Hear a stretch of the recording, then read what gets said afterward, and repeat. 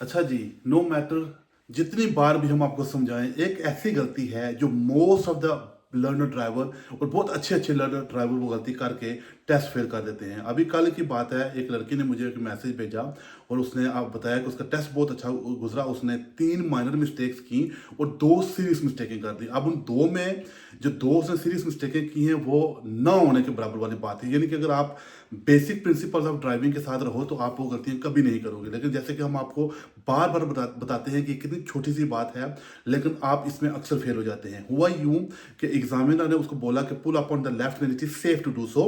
तो उसने बहुत अच्छे से pull up on the left किया, मिरर देखा, सिग्नल दिया और आराम से pull up on the left कर दिया।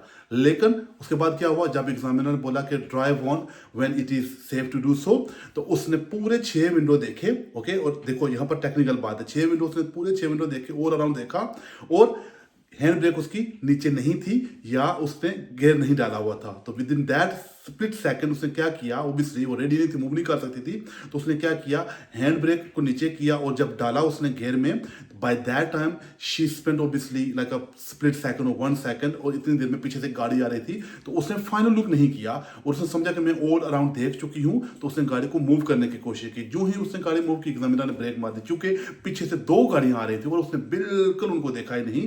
तो ये वो पहली मिस्टेक थी जो उसने की और टेस्ट फेल कर दिया। अब देखें, यानी कितनी अच्छी ड्राइविंग की उसके बाद उसने सिर्फ 3 माइनर्स किए हैं।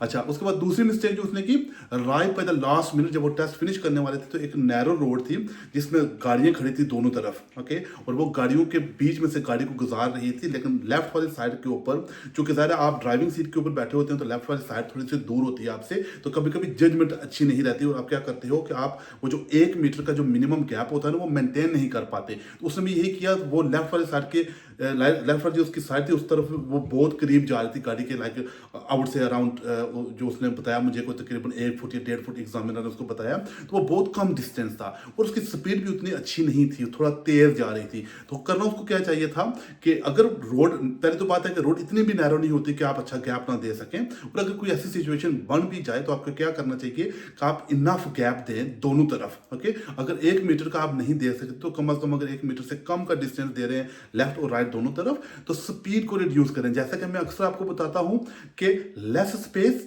Less speed. अब देखें, ये 2 मिस्टेक उसने की हैं, अगर वो ये ना करती तो उसका टेस्ट पास हो जाता। अब प्रॉब्लम ये है कि आपके टेस्ट की तो डेटा ही नहीं मिल रही, अब बेचारे के लिए बहुत बड़ा मसला बना हुआ है। तो कहने का मकसद ये है कि ऐसी मिस्टेक्स आप अपने एग्जाम में मत करें। Thank you very much.